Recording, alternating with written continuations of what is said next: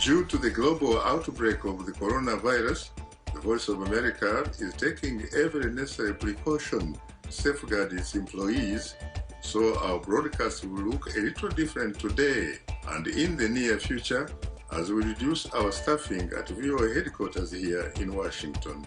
We appreciate your staying with us on Straight Talk Africa. Hello, you're welcome to a special edition of Straight Talk Africa, coming to you from my home in Arlington, Virginia, a suburb of Washington, D.C. I am Shaka Ssali, and today's topic is a candid conversation on the significance of the Southern African Development Community, or SADC, an economic regional bloc based in Gaborone, the capital of Botswana. Our distinguished guest is Dr. Stergomena Lawrence Tax, the Executive Secretary of SADC, the Southern African Development Community, or SADC. Well, to be honest with you, Ndugu Stergomena, I would like to say that I'm profoundly honored and exceedingly humbled to have the opportunity to host you for the first time on this special edition of Straight Talk Africa. Thank you very much. I am equally very delighted and honored to be given this opportunity. Thank you very much. You're most welcome, Doctor. Now, talk to me about the recent important developments in your region. I gather, for example, that in August, you reached a major milestone. You celebrated the 40th anniversary of the existence of SADC. Walk us through some of the highlights, some of the major issues that were discussed during that summit. Thank you very much. Indeed, we are very happy and very proud as a region to have reached 40 years, this long journey.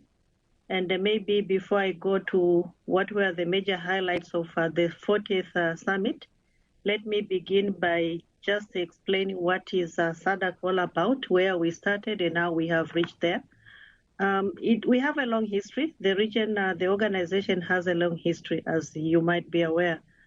Let me begin from April 1980, when the SADC Development Coordination Conference, SADC with double C, was established. By then, there was a declaration towards economic liberation. And then the intention was we had worked together as a number of countries within the region to fight for political liberation. And the intention was to make sure that all the countries which had not achieved political liberation, they do that. So through that cooperation, Namibia became liberated in 1990. And then the leaders decided now to form the current SADC in its current form, the Southern Africa Development Community, through a declaration in August 1992. That was in Windhoek, Namibia. The first one was in Zambia. So since then, we agreed that we are to cooperate to sustain our peace and security, because it's very critical for us, and the political stability, but also to accelerate development and economic integration. So since then, there have been a number of policies, strategies, protocols, which we have put together, formulated, agreed upon, which we are implementing. So I'll go maybe as we proceed, I may highlight some of the successes. So the summit which we had in August on the 17th this year, that was the 40th summit starting from 1980. And among others, let me begin by saying that it was a historical summit in the sense that it was convened virtually. That was the first time in history of SADC, and that was because of challenges posed by COVID-19. But it was very important to have that summit. As a region, we agreed and we realized and we put together ourselves to say, here we are in a situation we are faced by COVID-19. That was since March when we had our first case in South Africa, which is the SADC member state. We said, no, we need to move forward. And as we move forward, what should we do? Immediately there was a decision that from now on, we'll conduct our regional activities virtually. But the summit was a different thing altogether. Really? Bringing together 16 heads of states in a virtual summit, it wasn't easy. And it was a bold decision to make. But we managed. People ask, why do you feel that it was a difficult decision? Yes, these are heads of states. You have to ensure their security. In terms of content, in terms of physical security as well, we live in a cyber sophisticated environment, so it was a big job and a bold decision to take. Now, the major outcomes of this summit, first, we had reached a stage where we are guided by two. Since the past 15 years, the region has been guided in terms of strategic orientation by two major strategic documents, which is the SADC Regional Indicative Strategic Development Plan and the development plan, indicative plan for the organ on peace, security, and political cooperation. So we had reached, this document had reached their end. So it was very important to have successors, strategic documents to move forward our regional integration.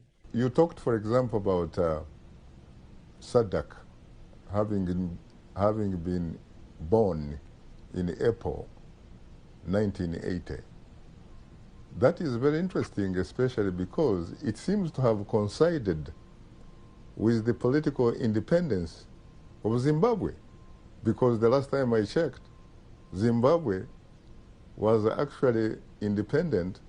Zimbabwe gained its political independence on April 18, 1980. Is that correct? Yes, it's true. Before that, it seems to me that those countries that formed the nucleus of SADC were referred to, if I remember correctly, as the frontline states. That is very true, and there were 9 countries which were independent by then, and those were the frontline states, namely Angola, Botswana, Eswatini, Lesotho, Malawi, Mozambique, Tanzania, Zambia, and Zimbabwe, which gained independence at the same time. So those were the frontline states. Mm-hmm. And it's again because of the same reason, because it was now to make sure that those who were not independent by then, they should also obtain their independence. And also, of course, to work towards the end of apartheid and essentially majority rule in South Africa. Is that correct?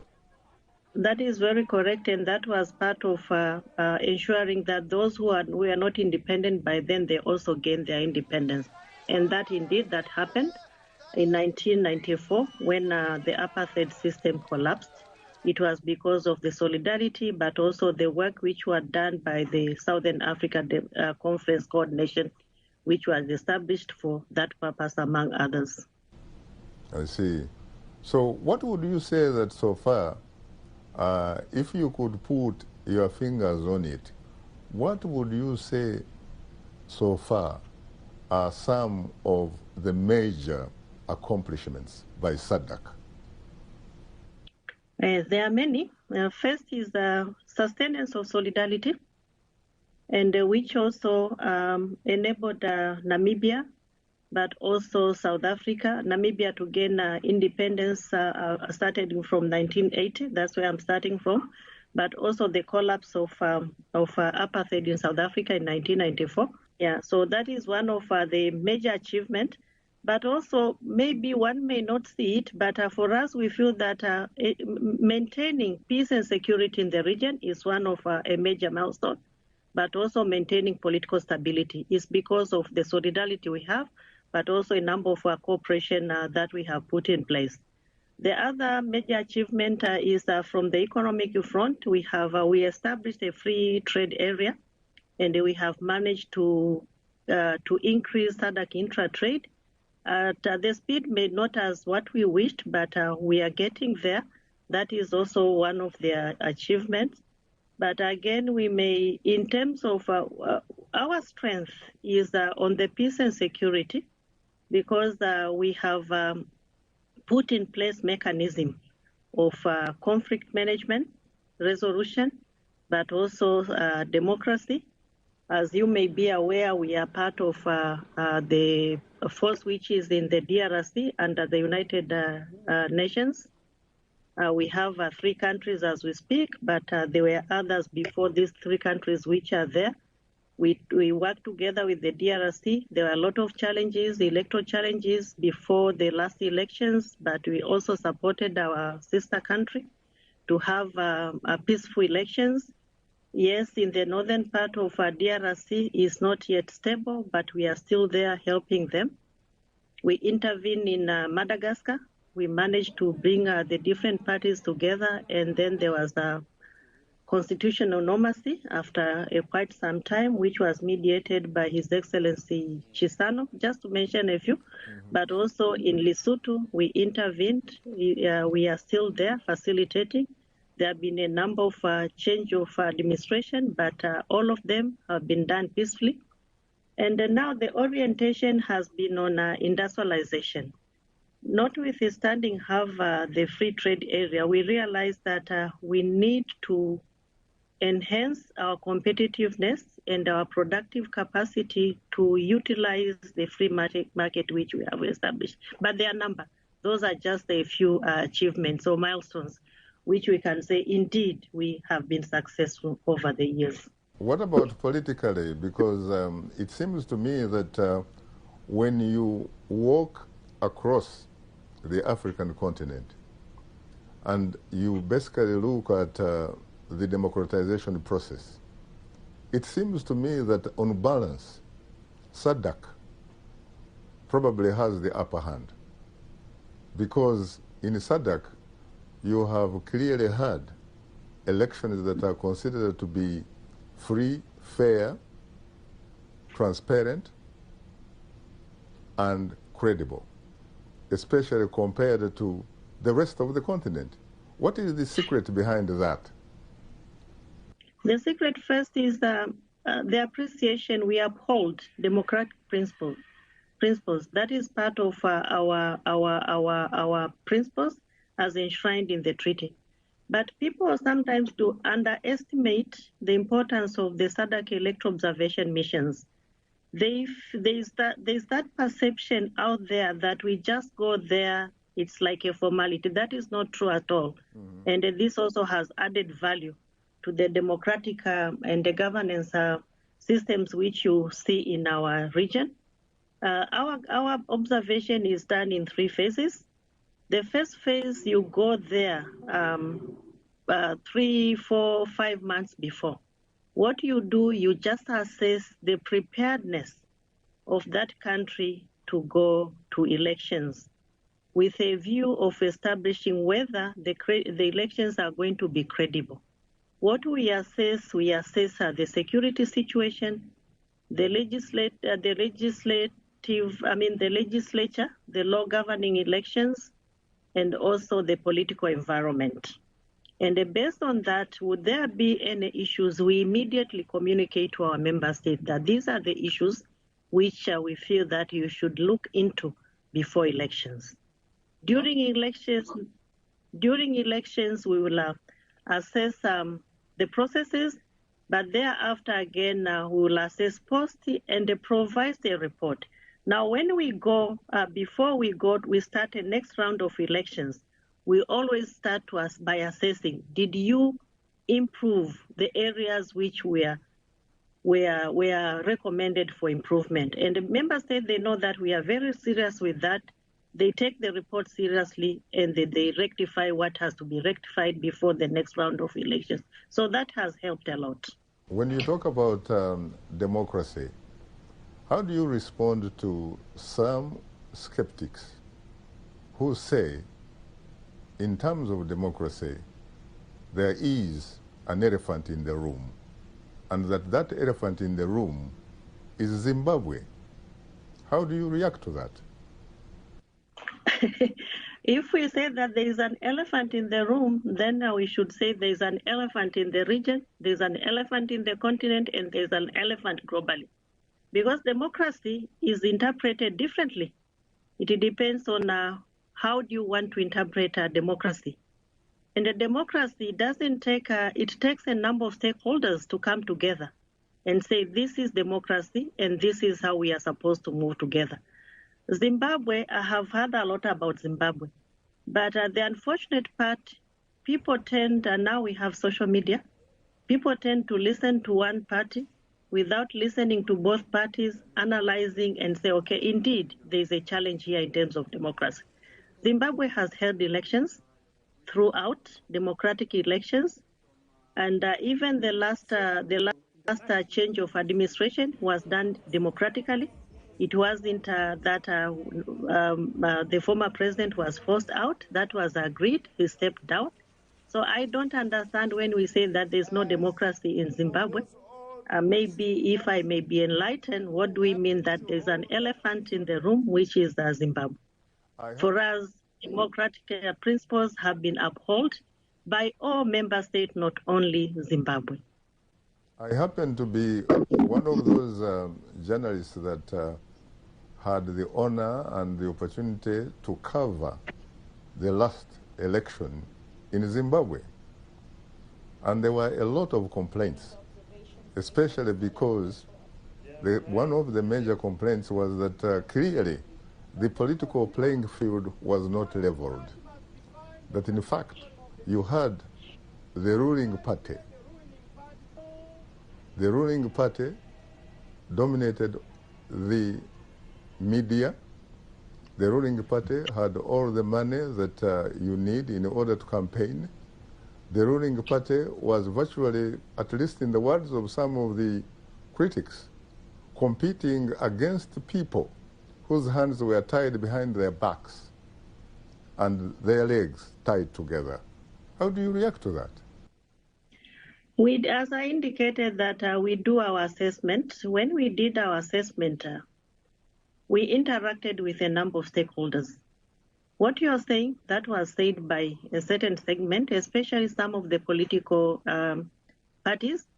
But when you interacted with other stakeholders in the civil society, diplomatic missions, and the other organization, you had a different story altogether. But again, we had to investigate it to get a clear and a balanced picture. And the information that there was no equal access to media, that was not correct at all.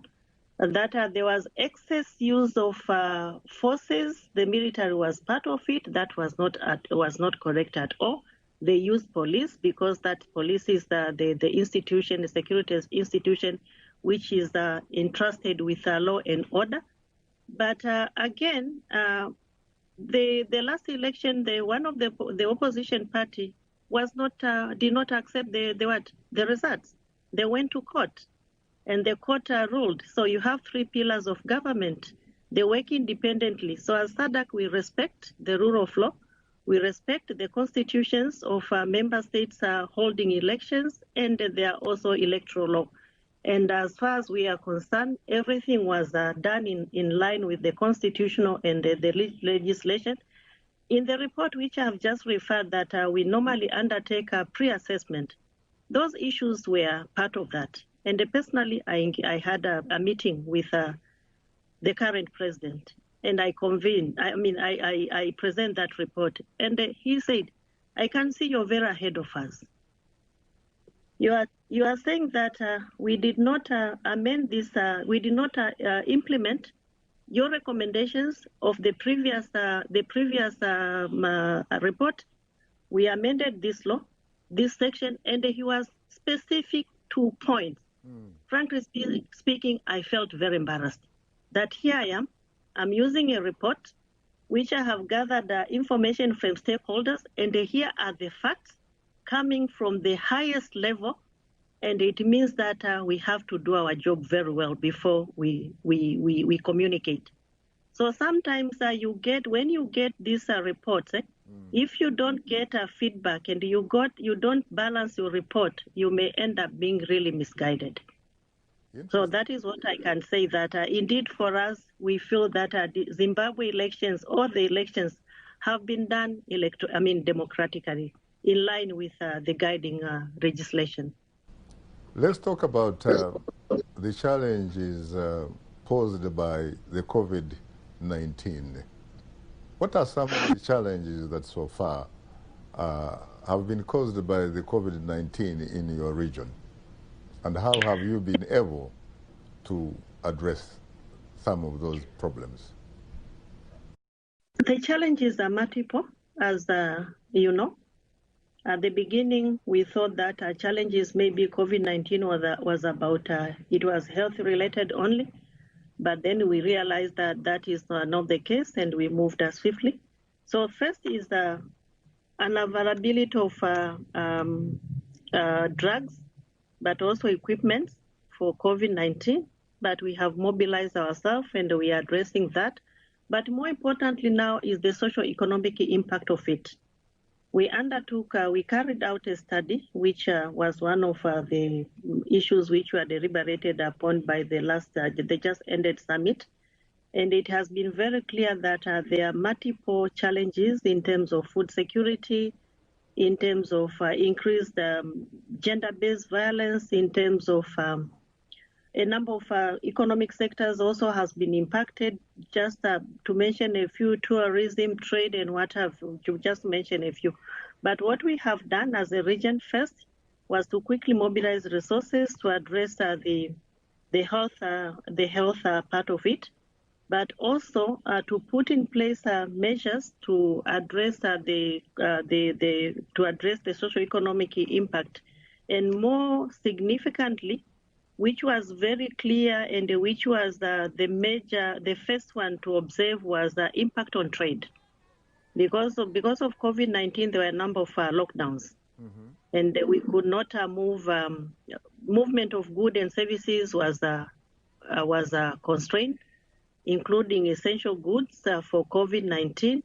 So what we did quickly was to put in place guidelines which enabled the region to facilitate movement of essential goods, but gradually we realized that COVID-19 is not a temporary phenomenon. It is here to stay. So the guidelines were expanded to facilitate movement of goods and services overall. And that has helped to a certain extent to contain the negative impact on trade, but also to contain the negative impact on the balance sheet of our economies. Talking about the economy, I realize that, for example, South Africa has been very, very badly hit. Its economy, for example, has pretty much tanked. It has lost 51%. Doesn't that pose a potential problem of unemployment? And especially given that South Africa, in part, depends largely on tourism. And when you talk about the COVID-19, no tourist, sincerely, in their right mind, would want to visit South Africa, or the region for that matter. Yeah, I wouldn't wish to speak specifically on a specific country, but that is very true that COVID-19 has impacted a number of sectors, tourism being one of them. But it's not only tourism. Manufacturing sector, because industry could not proceed, manufacturing sector has been affected. As indicated, also food security has severely been impacted. So there are a number of sectors which have been impacted. Obviously, that affects the economy as a whole, including employment as one of the subsectors of the economy, not only in South Africa, in a number of countries. Southern African countries. So walk us back to the 40th anniversary. What did the summit ultimately decide on how to address these important issues of trade, of unemployment, of food security, for example? The food security, we have a program which was we agreed as part of the study which I have mentioned. We had a number of recommendations in a number of sectors. In the area of food security, we agreed that we need a program which is there. But more importantly also because food security, COVID-19 is just one of them, one of the issues. But as you know, the region has been hit also by climate change. So there are a number of areas, a number of intervention in terms of adaptation, but also mitigating the impact of climate change as part of that program to enhance our food security. In the finance sector, there are also a number of interventions, including relooking at our microeconomic convergence, not to change, but to see what we can do in the interim, but also reaching out our partners that, okay, we have a number of programs with you. We have also some financial arrangement. Let us see how we can soften the arrangement during this time while we are faced with COVID, the pandemic. So there are a number of issues which we agreed upon as part of that big picture of addressing the socio-economic impact of COVID-19. Dr. Stergomena Lawrence Tax, let's talk about you. You have made history. The last time I checked, when I was doing my homework, I realized that you are the first female executive secretary of SADC since its inception. If true, how has it been to be in that position, executive secretary of SADC, as the first female chief executive?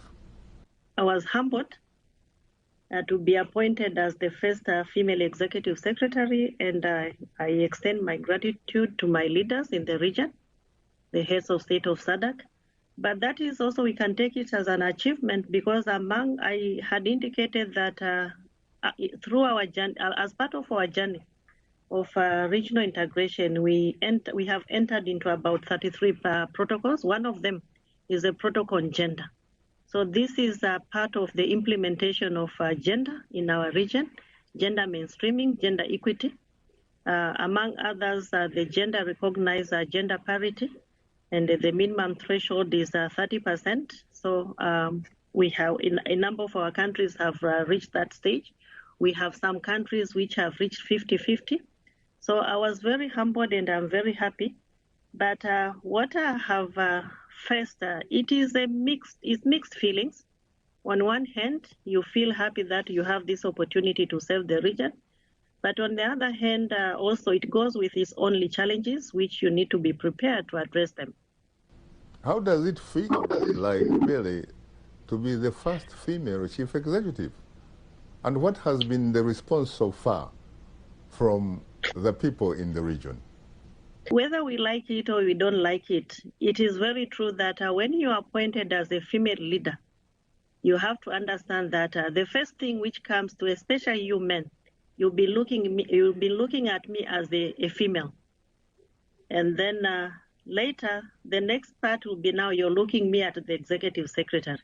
So that was the first thing to say, okay, I have a double assignment, if I may call it assignment. I have to do and to deliver on my responsibilities as the executive secretary. But also I have another challenges of showing that I'm not a female. I'm a human being, like any other human being. So I have to be considered as a human being. So by working very hard to ensure that indeed you deliver, and you deliver on your mandate, and you move forward. So that is the only challenge which I normally see. But what you should do is just to be confident, is just to work, and is also to not to waste time or to accept people who would wish to drill you simply because you are a female. Just be focused and proceed with your work. time is not our best ally, so we'll go for a break, and when we come back, we shall continue with the conversation. So please, don't go away.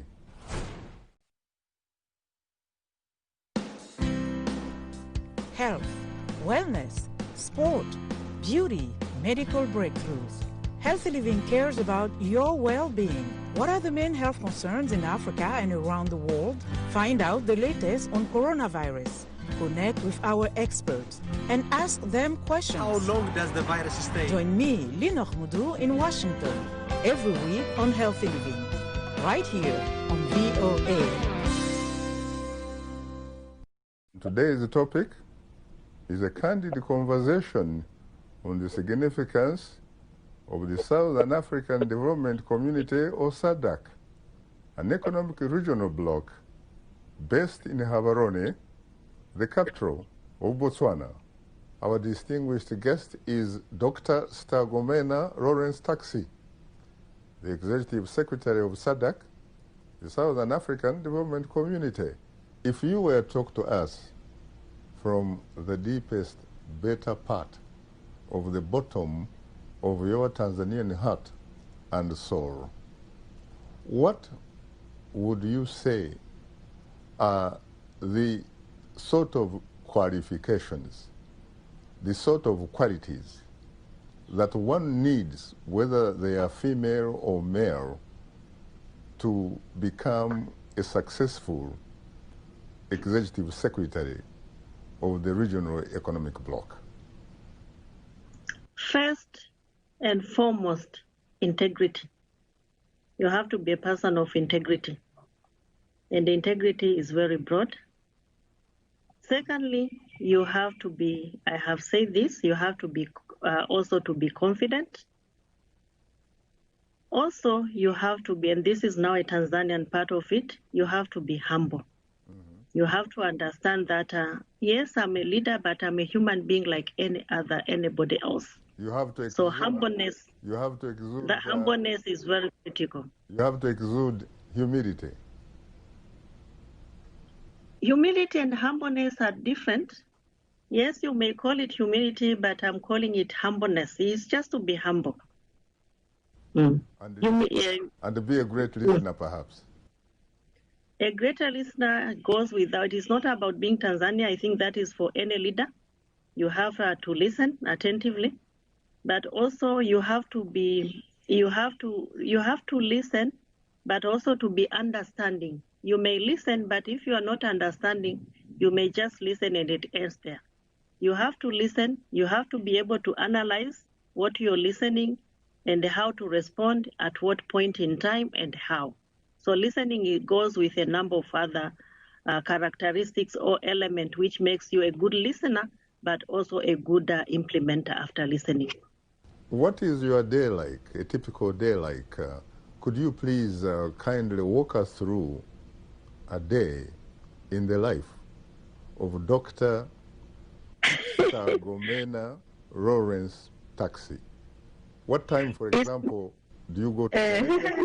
And what time do you wake up? I don't have a day like. It depends. And maybe even going back to the question before I go to the day, like when you asked about, as a female executive secretary first, what did there's a point which I also wanted to bring about is that it's not true that there's also this myth that female do not support each other. It's not true. First, I got support from my leaders. Mm-hmm. I didn't feel anything from that I'm being treated differently from the leaders of this organization, mm-hmm. and I'm very appreciative for that. I got all the support. I got all the support from the team, but also from female leaders. I got all the support. So that myth isn't there. The challenge which I explained that sometimes you're looked upon as a leader, there will be few individuals who will be doing that, and that's where you should not be drilled. Now, what is my day like? It depends. This is a very demanding job, as you may know. So ordinarily I have to wake up at around 6. I have to be in the office at 7:30. And then also it depends. I may work, the official time is 4:30, but I don't recall any day that I knocked off at 4:30. It will be always after 8. Sometimes 8 is maybe when I'm early. And again, it depends. Some of the days it may be light. You may be dealing with documentation, but some of the days may be very, very intense. Even if you're not reading a document, but intense in your mind, because you have issues which you need now to address. Now you'll be struggling to say, how do I address this? How do I do? What approach should I do? What methodology should I do? Whom should I contact? Whom should I reach out? So it depends on the issues, and it depends on the day. But in most cases, it is every day is a busy day with a different dynamics. Now, in your position, there are a lot of people who look at you as a positive role model, and especially a positive role model for the girl child. If, for example, some of the young girls and women in your home area of Mwanza, the beauty... Oh, you know my home area. Yes, I've done a little bit homework about you. The beautiful lakeside shores of Lake Victoria.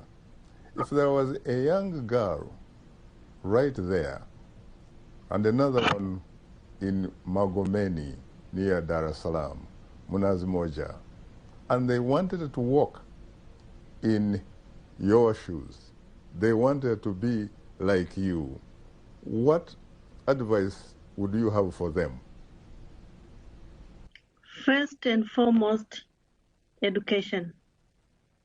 Make sure that you work hard and you get the right education. When you're given an opportunity to go to school, please use it. Secondly, be disciplined as a girl. There will be a number of temptations here and there. Do not allow any temptation in your life. Be hardworking, and as you grow, allow yourself to be confident. Don't allow anybody to degrade you. So those will be my word of advice to a young girl. Very interesting, Dr. Stergomena Lawrence Tax. You also happen to be, in fact, to belong to an elite of intellectuals. You are the recipient of an earned doctorate of philosophy from Japan. Wow, you know a lot about me. I know some things about you. Who inspired you to look that far? A lot of people, they can't wait to get the first university degree and use it as a passport for upward social economic mobility. But you, in fact, dared to get a doctorate of philosophy. What inspired you? My parents, especially my mother. My mother was a teacher. So maybe that's why I emphasize education. So for her, education was everything. My father was equally a teacher, but my mother was a teacher, and she was my teacher as well. So you can imagine being a child of a teacher. Well, I don't know. Those who have been children of teachers, they know what you go through, because always you are expected to be the best. Even where you can't be the best, you're expected to be the best. But also my mother was not only being a teacher, she was, I'll be seen as if maybe because she's my mother, I'm biased, but she was a very loving lady. She's late. She passed away 4 years ago. And also a Christian. So a combination of those modeled me in a person I am now. And since my childhood, I have wanted to be someone. I've wanted to have the education which I can afford. I remember because of that, once before joining university, we went to the university at the same time with my young brother. Because of certain challenges, we found ourselves that we are in the same year. So I told my mother that I'm also going to, he was the first to be selected. And then I said, I'm also going to the university. I remember that day, I'll never forget that day, because she laughed. And then she said, you're going to the university, how? I said, Mommy, don't you know that I have been studying, because I made a blunder somewhere. And then she said, okay, you have my full support. Let me know what you want to do for you to go to the university. And indeed, I got her full support. And since then, I never played with my education again. And that is my role model. But when you talk about a PhD, you are in fact not simply talking about research, but you are talking about what some would characterize as the moral equivalent of the intellectual marathon. You are talking about a program, frankly, that requires stamina, that requires endurance, that in fact requires nothing short of sacrifice. That is very true. That is very true. And it requires, maybe that's what you meant by stamina, requires the hard work and also want to be focused. Focused, in fact, some people would say you definitely cannot do without perhaps focusing like a laser beam. PhD is not you do the coursework fine, but the most part of your time, it is you have to analyze. So it enables you to gain that analytical skills without even knowing that you're gaining those analytical skills. Because what you'll do, you're going to prepare your proposal. It took me maybe a year before my proposal was accepted by my professor. And that was also because of the different culture. Here I am in Japan. I don't know the culture, the Japanese culture, that this is the way you should be communicating. I'm coming from Tanzania. I'm a very straight person. I communicate as such.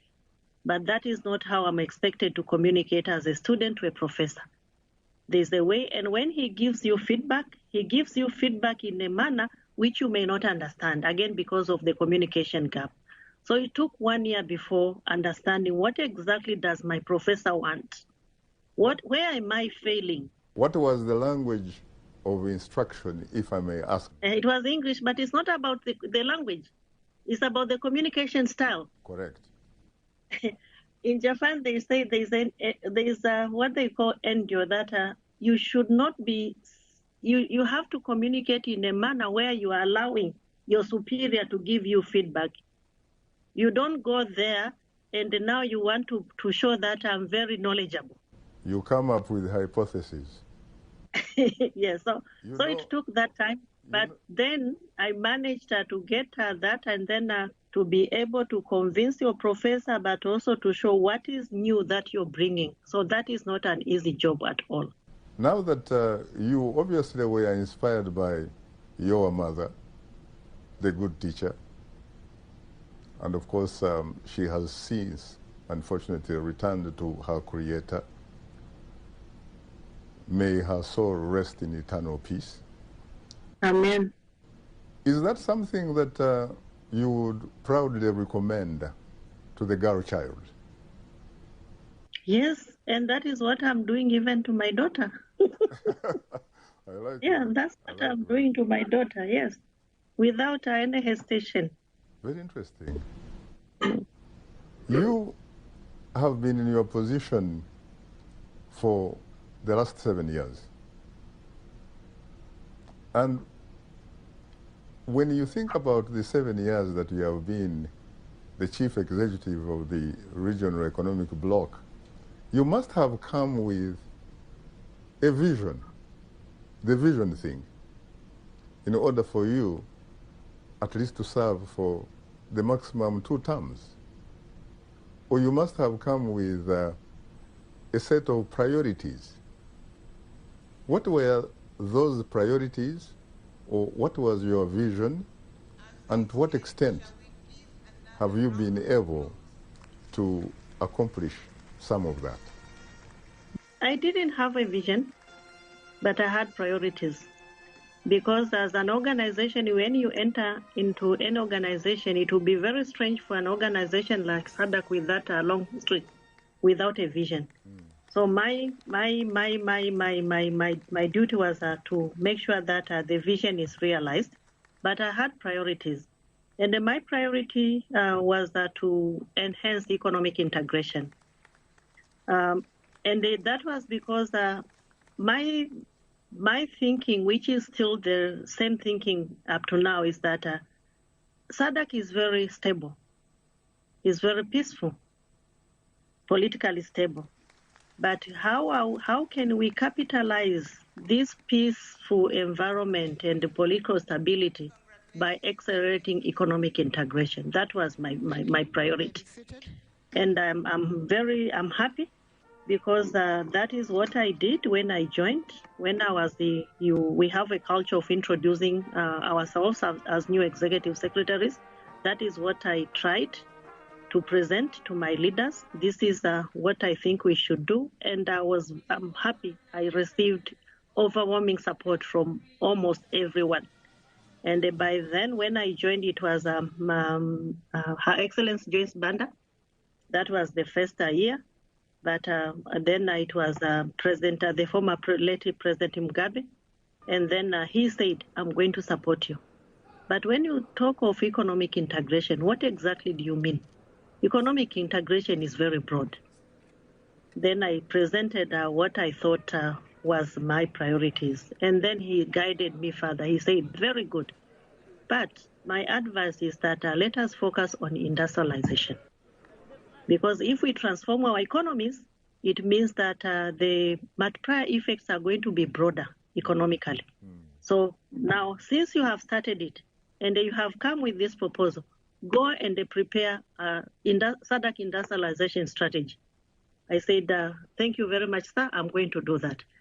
And when I left there, that was in the middle. He was about now to be it was like 3 months before he takes over. Then now we have a summit. The minister comes and asks, Madam, where is that strategy? The industrialization strategy. I said, Honorable Minister, a regional strategy in 3 months, how can I do that? Said you have raised expectations to the incoming chairperson.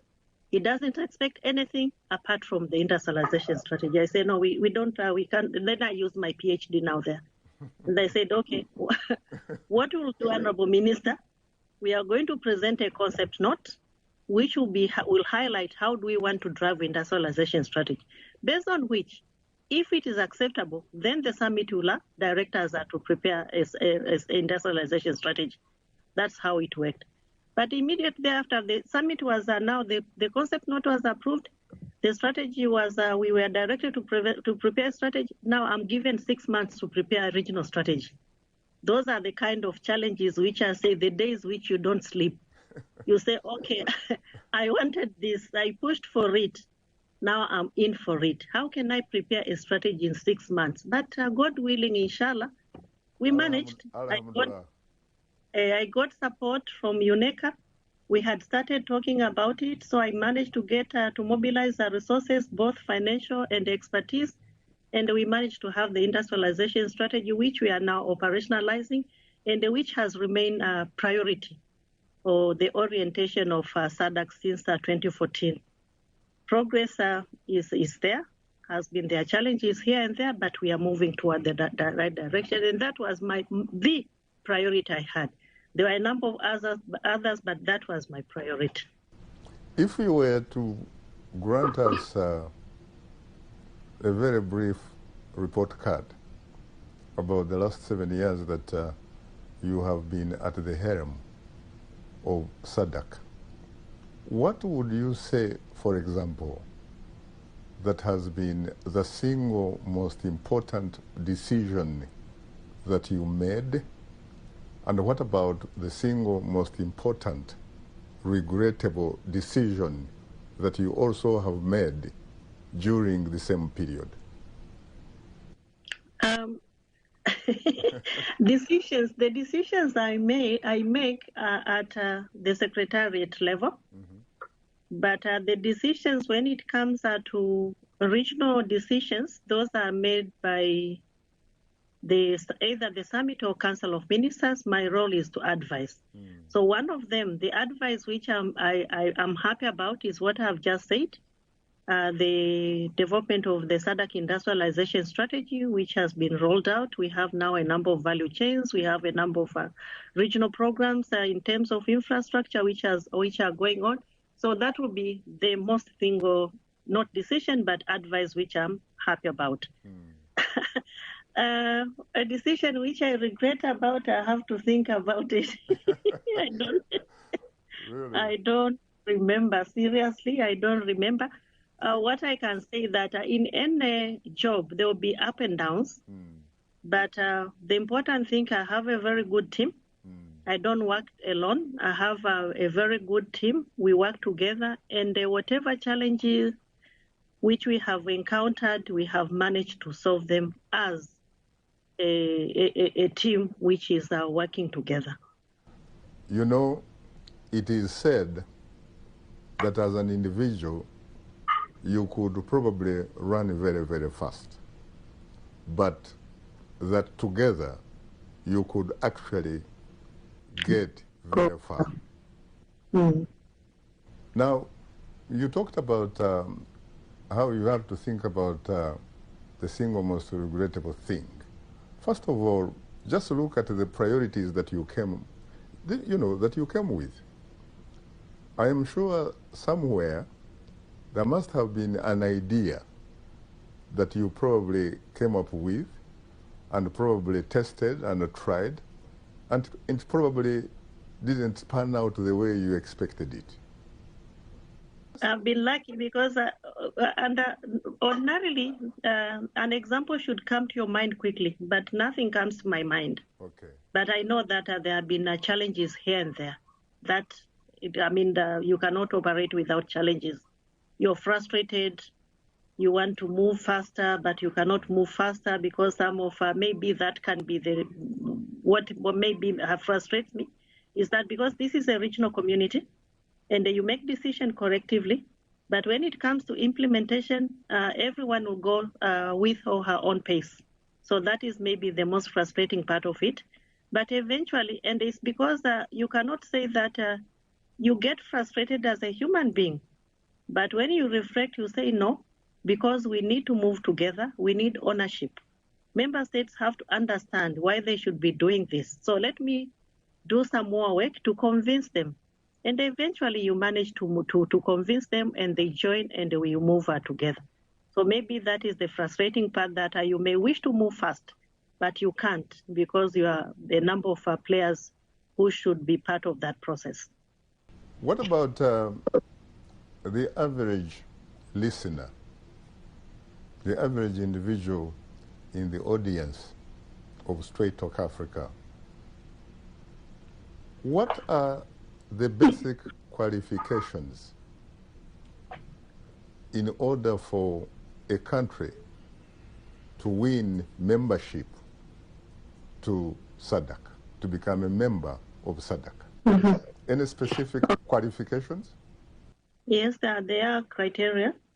You have a country has to be politically stable, and then it means that the government are elected democratically. A country has to have. There should be a peaceful environment. There's also a country should also be economically. I should not be economically stable, but a country has programs which are indeed you're seeing clearly this country this country is prepared to transform or to move the development agenda, socio-economic agenda. But the other criteria, which is not necessarily related to To what I've just said, they should be geographic proximity with any of the SADC member states. So those are the 4 criteria if you are to become a member state. But again, ability to honor your contribution, your annual contribution. We wouldn't wish to enroll you or to invite you to be part of us.